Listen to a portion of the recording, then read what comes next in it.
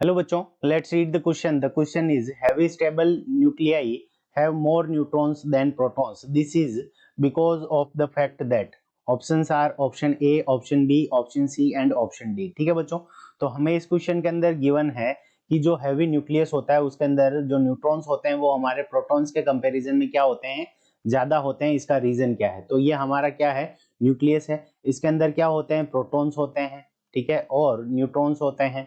ठीक है बच्चों, तो ये कह रहा है कि जो हैवी न्यूक्लियाई है उसके अंदर जो न्यूट्रॉन्स होते हैं वो ज्यादा होते हैं प्रोटॉन प्रोटॉन के कंपैरिजन में। ठीक है बच्चों, इसका रीजन क्या है? तो अब इसके अंदर हमारे न्यूक्लियस के अंदर दो तरह के पार्टिकल हैं, तो एक तो प्रोटॉन है और एक न्यूट्रॉन है।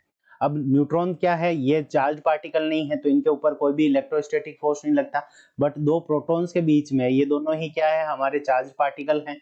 ठीक है बच्चों, तो इन दोनों के बीच में क्या लगता है, इलेक्ट्रोस्टैटिक रिपल्सिव फोर्स लगता है। ठीक है बच्चों, इसके अंदर क्या फोर्स लगता है, तो रिपल्सिव फोर्स लगता है।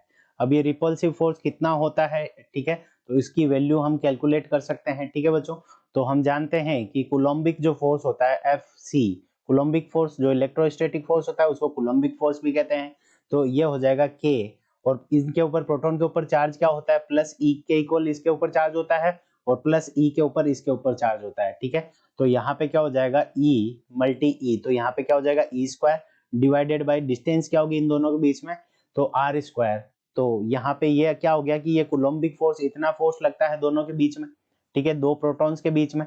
अब क्या होता है कि हमारे इस न्यूक्लियस के अंदर इस कूलम्बिक फोर्स के अलावा एक और फोर्स रहता है, वो क्या रहता है, न्यूक्लियर फोर्स। ठीक है, और दूसरा फोर्स हमारा क्या रहता है, तो nuclear force.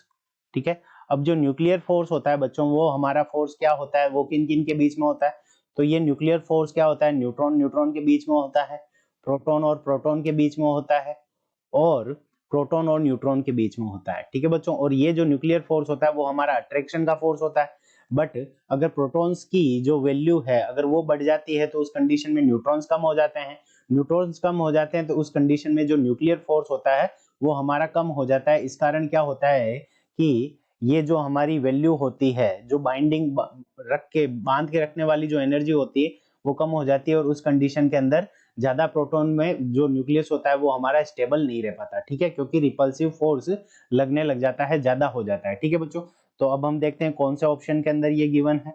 So option B के अंदर गिवन है electrostatic force between protons are repulsive. So option B is the correct answer of this question. I hope you understood it well. All the best.